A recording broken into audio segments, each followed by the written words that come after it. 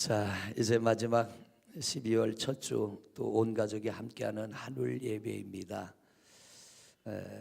시작도 굉장히 중요하지만 시작보다는 비교할 수 없이 중요한 게 어떻게 마무리를 짓느냐입니다. 한 해도 그렇고요, 우리 인생도 그렇습니다. 시작도 굉장히 중요하지만 끝을 잘 맺으면 복된 인생이 되어지는 것입니다. 아무쪼록 여러분 이 안에 잘 마무리하시고 또 여러분의 인생도 누구보다도 아주 아름답게 행복하게 잘 마무리하는 복된 인생들이 되시기를 축복합니다. 눈에 보이지 않는 하나님을 믿는다는 것 참 말처럼 쉽지 않습니다. 어렵습니다. 왜냐하면 보고도 못 믿는데 보이지 않는 것을 믿는다는 건 불가능한 일이에요. 그런데 우리 성도님들을 보면 예배 시간마다 이 자리에 와서 앉아 계신다는 것, 여러분 믿어지기 때문에 오신 줄로 믿습니다. 또 하나 믿어지지 않아도요, 내가 온 게 아니라 내 안에 계신 주님이, 여러분 안에 계신 주님이 여러분을 이 자리로 인도하신 줄로 믿습니다. 새벽에도 그렇고 주일날도 그렇고 수요일이나 금요일에도 보면 어김없이 믿음의 자리에 나와 있는 성도들을 볼 때에 목사는 거룩한 부담감을 느낍니다. 왜냐하면 이제 성도님들의 형편을 제가 세세히는 모르지만 그래도 어느 정도는 여러분들의 형편을 알기 때문에 어떤 이는 정말 주일날 와서요 앉아있는 이 한 시간의 예배가 너무 힘들게 느껴지는 성도가 있어요. 왜냐하면 앉아있는 것조차 내 육신을 지탱해 나가는 게 힘들기 때문에, 또 어떤 이는 마음속에 있는 많은 아픔과 또 고통과 힘든 문제를 안고 나온 성도들이 있고요, 또 어떤 이는 저녁에 출근을 합니다. 그리고는 동트는 새벽에 퇴근을 해요.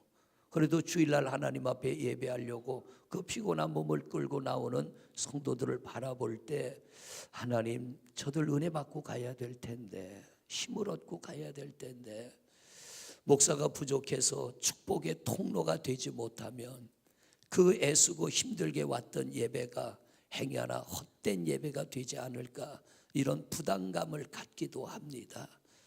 성경을 보니까 예수님이요 제자들과 함께 복음을 전하며 여기저기 다니며 병자들을 고치고 다니시는데 얼마나 힘이 들었던지 식사할 시간도 없었대요.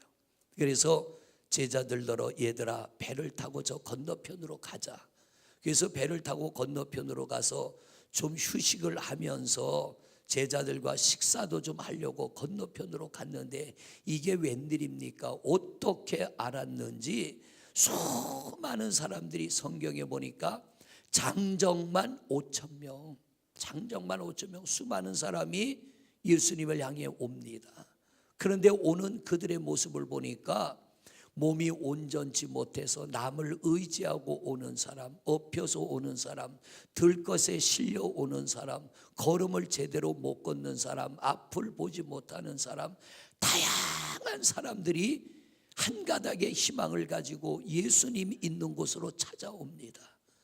예수님 그 사람들 한 사람 한 사람을 놓고 그들의 병을 고쳐주시고 또 그들에게 말씀을 증거하시고 이제 그들을 돌려보내야겠는데 먼 길을 왔으니 또 먼 길을 돌아가야 됩니다. 그냥 보내면 허기져서 중간에 지쳐서 쓰러질까 봐 보리떡 5개와 물고기 2마리로 그들을 배불리 먹이시고 그들을 돌려보내신 주님, 이렇게 주님을 찾아온 이들에게 아낌없는 은혜와 사랑을 베풀어 주시는 하나님이신데, 오늘도 이 예배실에 예배하러 오신 우리 수백 명의 성도님들, 오늘은 특별히 한울 예배 아닙니까? 어린 자녀들까지 나와서 같이 예배하고 찬양하고 헌금 이혼하는데 보니까 아직 헌금이 뭔지를 몰라요. 그러니까 웃으면서 싱글싱글 웃으면서 괜찮습니다, 그렇게 자라나는 겁니다. 하다 보면 실수도 하고 잘못도 하고, 근데 하나님 떠나지 않으면 되는 거예요. 이런 아이들 가정들이 하나님의 은혜를 듬뿍 받아서 광야 같은 세상 생활 잘 해야겠고, 저들이 승리자로 살아가야겠고, 또 몇몇 성도님들은 아직도 항암 치료가 끝나지 않아서 항암 치료 받으면서도 하나님 앞에 은혜 받으러 나온 성도들 있는데, 하나님 거저 보내지 마시고 저들을 하나님 축복해 주세요. 힘을 주세요. 예수님 찾아온 사람들 거저 보내지 않았던 것처럼 오늘도 주님 앞에 나온 성도들 거저 보내지 마옵소서. 거룩한 부담감을 안고 이 자리에 섰습니다. 목사는 능력이 없습니다. 우리가 믿는 하나님이 능력이 있지 저는 능력이 없어요. 그 하나님이 오늘도 여러분들에게 은혜를 베푸시고 그 하나님이 오늘도 여러분을 위로하여 주시고 새 힘을 주실 줄로 믿습니다. 이제 내일 오늘 저녁부터 또 집회를 갑니다만 집회를 갈 때마다 부담감 안고 갑니다. 왜냐하면 1년에 한 번 지방의 수십 개 교회들이 한자리에 모여 은혜 받겠다고 집회하는데 행여나 목사가 부족해서 은혜 못 받으면 어쩔까 이런 마음도 있고요. 또 집회를 가면 어떤 지방은 그렇게 요청합니다. 목사님 헌금 봉투 좀 읽어주세요. 왜 그러세요? 그래야 헌금이 더 나옵니다. 그런 말을 들을 때 마음이 아파요. 왜냐하면 우리가 하나님 앞에 헌금이 내가 드러나야 한다면 이건 문제가 있는 겁니다. 저는 읽지 않아요. 목사님 죄송합니다. 감동되면 헌금하실 거니까 그냥 하십시다. 왜냐하면 이 연합 집회 때 보면 헌금 봉투가 이만큼씩 올라와요. 한 손으로 잡을 수 없을 만큼. 그거 하나하나 읽다 보면 10분은 지나가더라고요. 어느 교회 누가 드렸습니다. 어느 교회 누가 드렸습니다. 이것만 하는데도 한 10분 지나가는데 차라리 그 시간이면 우리가 기도하고 말씀 듣는 게 더 은혜로우니까. 그런데 하나님이 넘치게 하시더라고요. 넘치게 하시는 하나님이에요. 여러분, 목사는 교회의 성도들의 축복의 통로가 되어야 되고 여러분들은 여러분의 가정의 축복의 통로가 되어야 될 줄로 믿습니다. 오늘 이 앞에 나와 있는 어린 아이들, 이제 우리 뒤를 이어서 예배를 하며 믿음을 지켜야 될 다음 세대들입니다. 자식을 키울 때는 그런 여유가 없었어요. 그냥 아둥바둥 내 앞에 놓인 문제 헤쳐나가기가 바쁘고 사는 게 바쁘고 목회 초년이라 뭘 해야 될지도 모르고 그냥 늘 바쁘게 쫓기게만 그렇게 살아왔는데 이제 조금 연륜이 붙다 보니까 여유가 조금 생기고요. 그래서 태어난 손자를 보니까 이쁘고 귀여운데 요즘에는 그 손자를 보니까 이런 마음이 들어요. 내가 그래도 제 할아버지인데 이 가정에 내가 어른인데 이 아이의 축복의 통로가 돼야 될 텐데 가끔 사무실에 혼자 있을 때요 그런 생각하면 어떨 때는 울컥울컥 눈물이 나요. 우리 성도님들 예배 오기 전에 사무실에 앉아 있으면 그 나를 짓누르는 어떤 부담감, 은혜 받게 해야 될 텐데 하는 이런 부담감. 왜 그러냐면 우리는 은혜 받아야 살기 때문에. 할렐루야. 여러분, 자녀들에게 우리가 줄 수 있는 최고의 선물이 있다면 우리가 축복의 통로가 되는 거예요. 우리가 축복의 통로가 돼서 우리 자녀들에게 신앙을 상속하고 믿음의 본이 되어지고 하나님을 잘 섬기는 아름다운 흔적을 남긴다면 그 흔적의 걸음터미 위에서 우리 자녀들의 믿음은 건강하게 자랄 것이며 좋은 열매를 맺게 될 줄로 믿습니다. 하나님은 오늘 말씀에 우리에게 이렇게 말씀하고 계셔요. 오늘 본문 말씀 10절 말씀을 한번 보십시다. 10절 말씀 시작. 나를 사랑하고 내 계명을 지키는 자에게는 몇 대까지 은혜를 베풀어요? 1000대까지. 여러분, 우리가 예수 믿을 때 여러분 가정의 가문의 흐름을 좀 바꾸는 성도가 되시기를 바랍니다. 어떤 흐름이냐면 염려와 근심과 고통과 가문에 흐르는 어떤 고통들이 있습니다.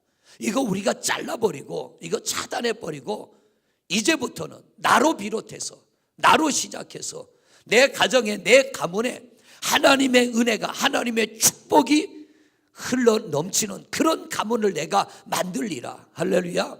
여러분 한 분이면 충분합니다. 여러분 한 사람 한 사람이면 충분합니다. 바꿔야 됩니다. 변화시켜야 됩니다. 언제까지 운명으로 받아들이지 말고 내력으로 받아들이지 말고 우리가 하나님 앞에 믿음으로 나가면 하나님이 1000대의 은혜를 베풀리라. 이 말씀대로 우리 가정의 모든 고통은 하나님이 잘라버리시고 우리 하나님의 축복의 물줄기로 새로운 은혜의 물줄기가 가정가정에 흐르게 하실 줄로 믿습니다. 우리 하나님은 복 주시려고 이 땅을 창조하셨고, 복 주시려고 하나님의 형상을 닮아 여러분들을 만드신 줄로 믿습니다. 지금도 여러분의 모습이 이렇게 아름다운데, 옆에 분 한번 봐봐요. 아름다운가 안 아름다운가 한번 보세요. 아름다워요 안 아름다워요? 우리 90이 넘으신 박 장로님도 계시고 80이 넘으신 장로님도 계시고 권사님들 계시는데, 여기서 보니까 너무 아름다워요. 저만 그런 것 같아요. 인심 좀 쓰세요. 너무 멋있고 아름답습니다. 여러분들도 너무 멋있고 아름다워요. 그런데 여러분, 우리 모습은 창조 때 모습이 아니에요. 이미 죄로 인하여 망가진 모습이에요. 망가진 모습.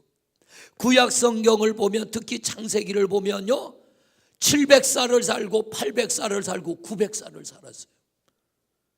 죄송해요, 제가 아직 60이 안 됐는데 60도 못 살았는데 이렇게 늙었는데, 죄송해요, 이렇게 됐는데 머리도 이렇게 빠지고, 만약 이대로 700, 800을 산다면 아마 기가 막힐 거예요.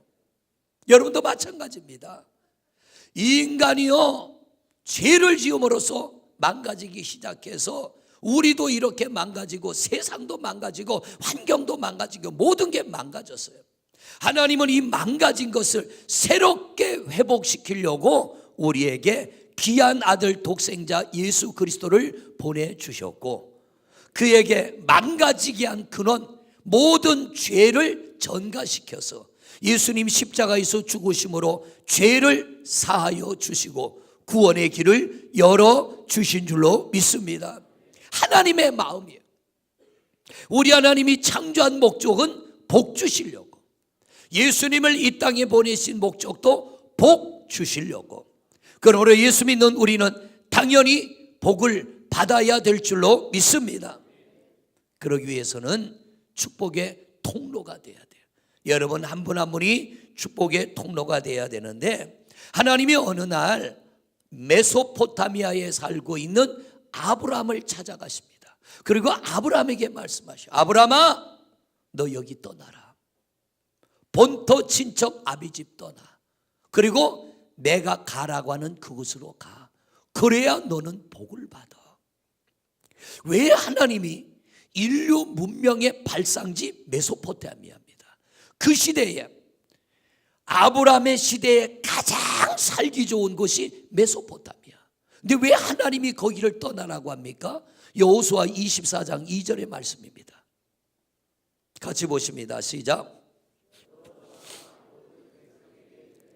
이스라엘의 하나님 여호와께서 이같이 말씀하시기를, 옛적에 너희의 조상들 곧 아브라함의 아버지 나홀의 아버지 데라가 강 저쪽에 거주하여 뭐를 섬겨요?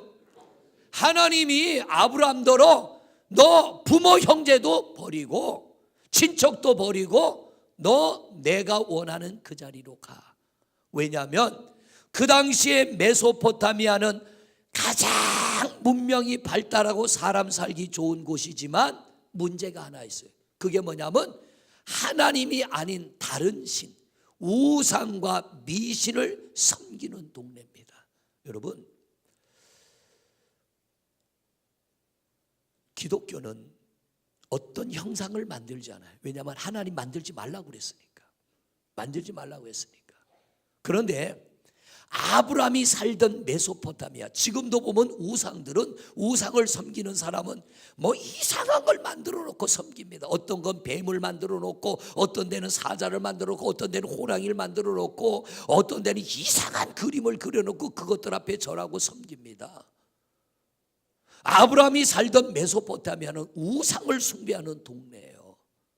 아브라함의 조상들도 그 땅에서 우상을 섬겨왔던 거예요. 하나님 앞에 복을 받기 위해서는 거기를 떠나야 돼. 그래서 하나님은 이 기름지고 풍요로운 땅 메소포타미아가 아니라 광야, 버려진 땅과 같은 가나안 땅으로 가라고 합니다. 가나안 땅으로 데리고 가요. 그리고서는 아브라함을 거기다 놓고 40년 동안을 하나님이 훈련을 시킵니다. 40년 훈련이 끝날 때 하나님이 아브라함에게 어느 날 이렇게 말씀하셔요. 아브라함아, 너 아들 이삭을 내게 번제물로 드릴 수 있겠니? 그래요. 번제물로 드릴 수 있겠니?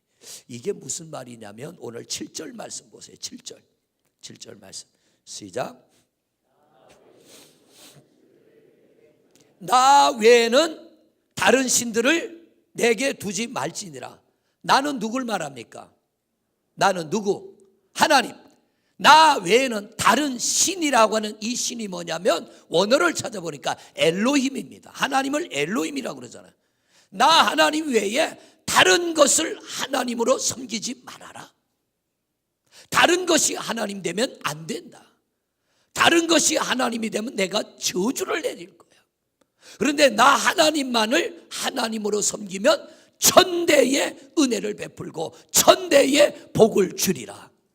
오늘 말씀의 제목이 뭐예요?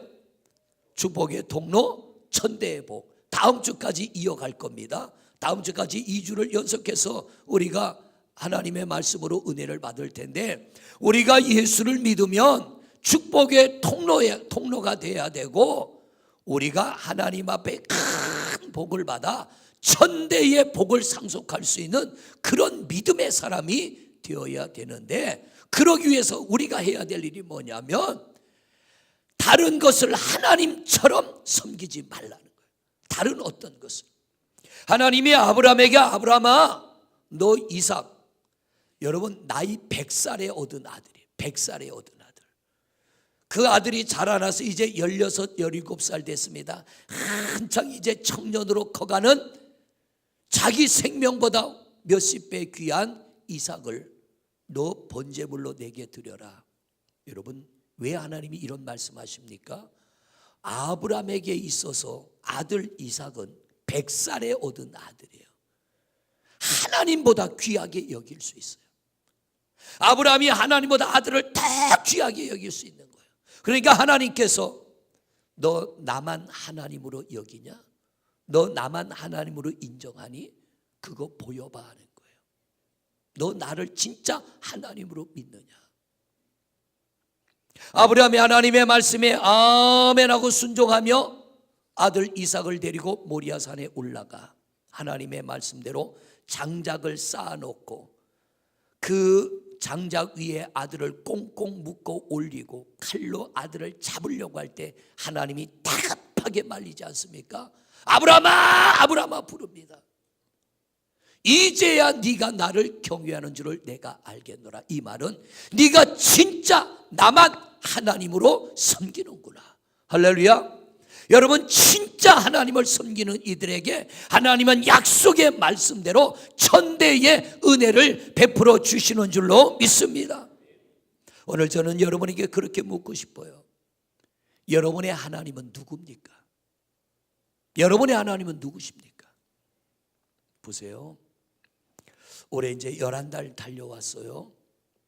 신앙생활 하다가 우리가 다른 어떤 것 때문에 하나님과 멀어질 때가 있어요. 왜냐하면 여러 가지 이유가 있겠지만 내가 하나님보다 그걸 귀하게 여겼기 때문에, 하나님보다 그걸 귀하게 여겼기 때문에.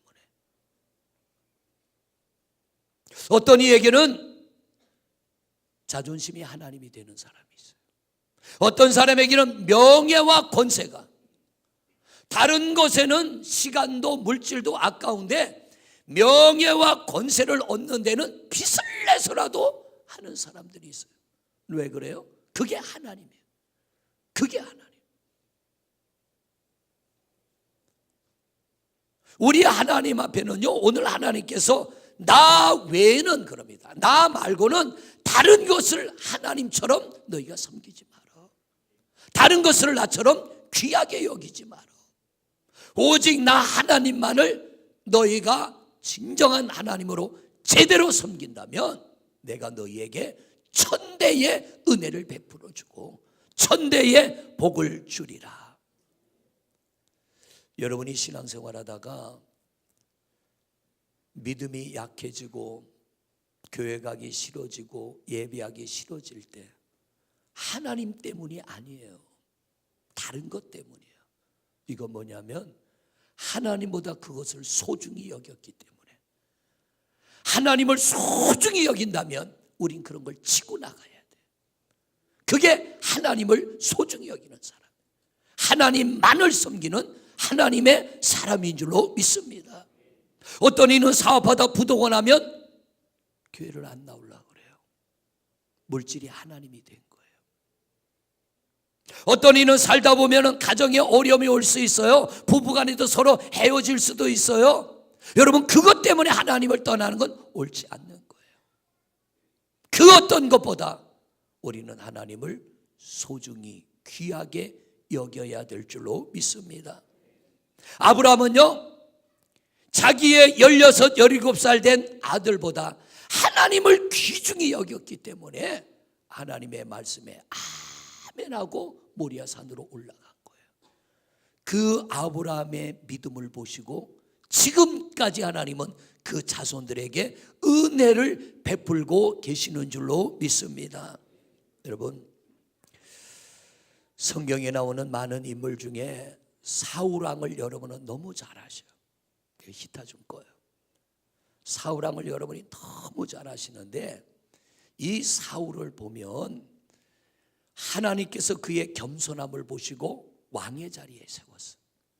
그런데 어느 날 다윗의 인기가 자꾸 올라가니까 이 사울이 다윗을 죽이려고 합니다. 사울에게 있어서는요, 왕의 자리가 하나님이 되어버렸어요. 왕의 자리가 어느 날인가부터 왕이 하나님이 되어버렸어요. 내가 왕의 자리를 뺏길 바에는 차라리 살지 않는 게 낫다. 저 다윗을 죽이고라도 왕의 자리를 지킬 수 있다면 나는 이 왕의 자리를 지켜야겠다. 이게 곧 뭐냐면 사울에게는 왕이라는 자리가 하나님이 되어버린 거예요. 하나님 앞에, 하나님, 제가 어떻게 해야 될까요? 기도라도 한번 해봤다라면 그런 일 안 했을 거예요. 그냥 자기 생각으로. 그런데 보세요, 다윗은 어떤 사람인가 하면 이 다윗이 사울의 뒤를 이어 왕이 됐습니다. 다윗이 큰 죄를 지었어요. 부하 장군 우리야 장군의 아내와 불륜의 관계를 맺었어요. 그걸 감추려고 우리야 장군을 죽였어요. 이 죄가 다 드러났어요.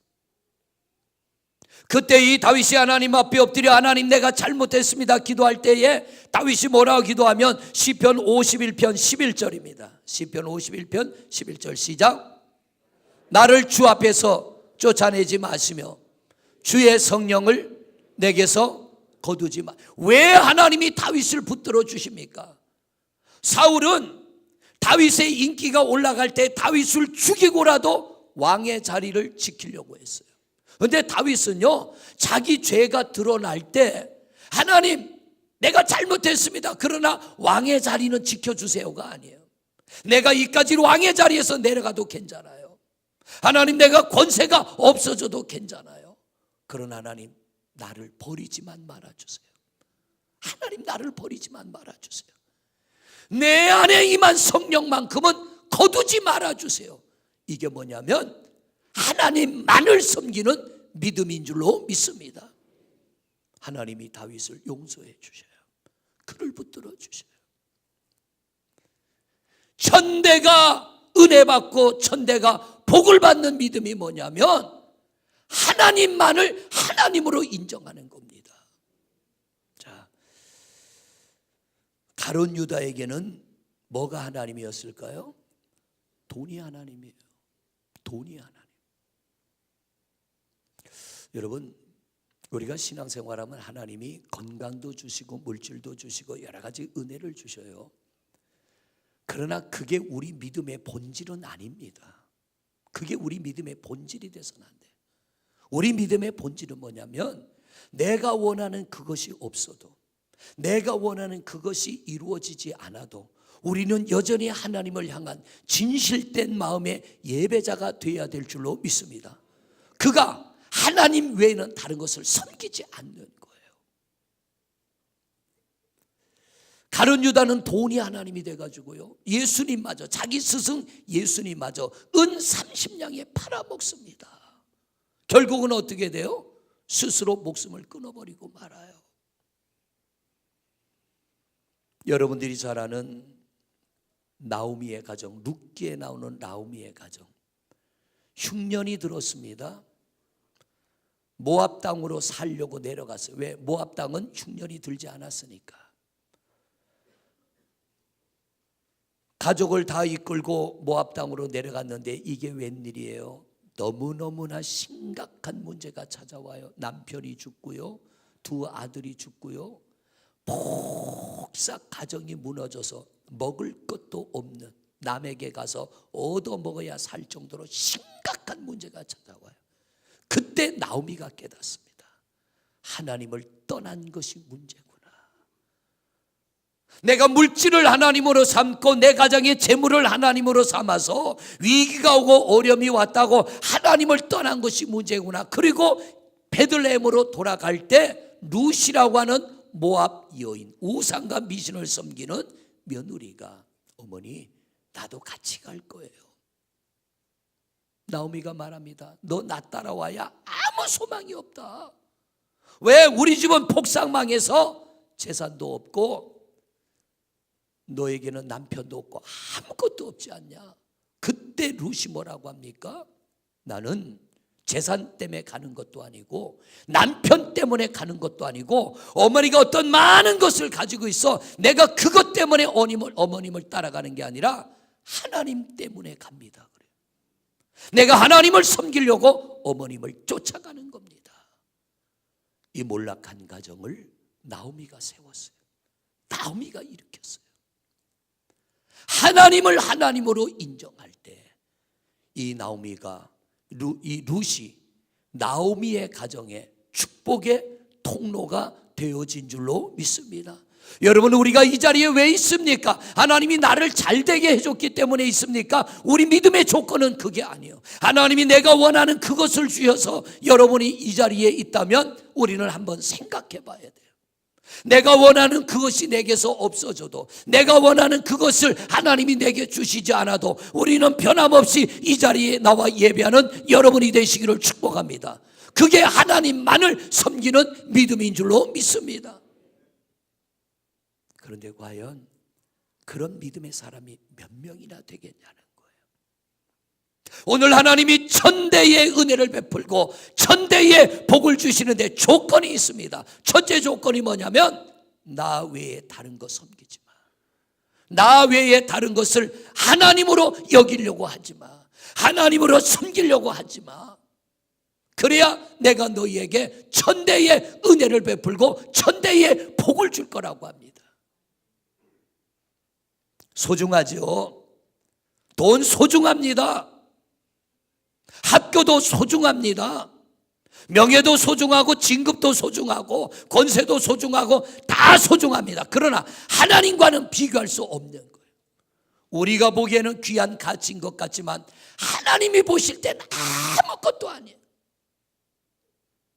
우리가 하나님을 하나님으로 섬길 때는요, 돈을 통하여 얻어지는 어떤 평안이나 기쁨이나 만족보다, 명예나 권세를 통하여 얻어지는 그 어떤 것보다 하나님을 통하여 얻어지는 것이 비교할 수 없는 풍성함의 은혜가 임하게 될 줄로 믿습니다.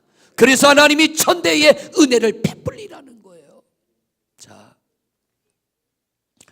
여러분들이 잘 아는 여호수아서에 나오는 기생 라합을 알잖아요. 천한 인생이죠. 천한 인생. 그런데 이 라합이 존귀한 인생이 되어서 얼마나 존귀해졌느냐. 마태복음 1장에 예수님의 족보를 보면 라합 기생의 이름이 들어가 있어요. 예수님의 조상이라고 성경은 기록하고 있어요. 왜? 이스라엘 백성들이 출애굽해서 광야를 지나 요단을 건너 가나안 땅 여리고 성에 오기까지의 과정을 이 라합은 하나님이 아니곤 저 백성이 여기까지 올 수 없다. 왜? 200만 명이나 되는 사람이 어떻게 40년 동안 물도 없는 광야, 농사도 지을 수 없는 광야에서 어떻게 먹고 어떻게 마시고 어떻게 40년을 살 수 있느냐. 저들을 인도하신 하나님은 진짜 살아계신 신이라 저들을 인도해 주셨다. 그러므로 저들이 이 땅을 차지하기를 원한다면 누구도 막을 수가 없다. 나는 저 백성들이 믿는 하나님을 살아계신 하나님으로 인정하노라. 그러면서 라합이 뭐라 그래요? 나는 너희를 여기까지 인도한 너희의 하나님에 관한 이야기를 들을 때 간담이 녹아내렸다고 그래요. 두려움에 덜덜덜 떨었다고 그럽니다. 그러면서 라합이 뭐라 그럽니까? 나는 너희 하나님의 편이 되겠다. 비록 내가 천박한 기생으로 살았지만 이제부터는 나는 하나님의 편에 서겠다. 라합의 아들 보아스가 룻과 만나 그 사이에서 태어난 자식이 다윗의 할아버지가 되는 은혜를 누리게 된 줄로 믿습니다. 여러분, 하나님을 하나님으로 진정한 하나님으로 인정하는 이에게 베푸는 은혜인 줄로 믿습니다. 내 인생이 남들보다 두드러지지 않아도 괜찮아요. 남들보다 내놓을 것이 없어도 괜찮아요. 이 룻과 같고 나오미 같은 인생이라도 하나님을 진정한 하나님으로 섬긴다면 우리 하나님이 천대의 은혜를 베풀어 주셔서 이런 복된 변화가 여러분의 삶 속에도 이루어지게 될 줄로 믿습니다. 성도 여러분, 오늘 여러분에게 또 한 번 묻습니다. 금년 한 해 동안 여러분의 진정한 하나님은 누구였습니까? 나는 하나님만이 진정한 나의 하나님입니다. 우리 이런 고백할 수 있어야 됩니다. 올 한 해를 마무리할 때 송구영신 예배를 드릴 때는 하나님은 진정한 나의 하나님이십니다. 나는 하나님의 자리에 그 어떤 것도 올려놓지 않겠습니다. 이런 고백할 수 있는 믿음이 되어질 때 천대의 은혜를 베풀리라. 여러분, 우리 자녀들 함께 있어요. 저 위층에 지금 중학생, 고등학생, 청년들도 앉아 있고요. 유치원생, 젖먹이들은 유아실에서 부모들과 함께 예배 드립니다. 서두에 말씀드린 것처럼 제가 제 자식을 키울 때는 경황이 없어 세밀하게 관심 못 가졌는데 손주를 바라보면서 요즘에는 그런 거룩한 부담감을 가지는 거예요. 내가 잘못해서, 내가 하나님 앞에 버려야 될 걸 버리지 못하고 내가 하나님 앞에 바로 서야 될 목사로서 바로 서지 못하면 축복의 통로가 막히면 이 어린 영혼이 어떻게 될 것인가? 하나님의 은혜 없으면 어떻게 될 것인가? 두려운 마음이 들기도 합니다. 어떨 땐 겁이 덜컥 나기도 해요. 내가 축복의 통로가 돼야 되는데 주일날이면 모여드는 수백 명의 성도들 앞에 목사가 부족하지만 축복의 통로가 돼야 되는데 내가 하나님 앞에 온전치 않아. 이 통로가 막히면 수백 명의 성도들과 딸린 가족들과 자녀들 손자까지 왔다면 수천 명이 될 텐데 그거 어떡할 것인가? 그러나 부족하지만 애쓰고 힘쓰며 은혜의 통로, 축복의 통로가 된다면 하나님께서 여러분의 삶 가운데 하나님만을 섬긴 사람들에게 베푼 은혜를 동일하게 베풀어 주실 줄로 믿습니다. 성도 여러분, 여러분의 하나님은 누구십니까? 오늘 결단하세요. 하나님, 물질도 나의 하나님이 될 수 없습니다. 세상의 권세도 명예도 나의 하나님이 될 수 없습니다.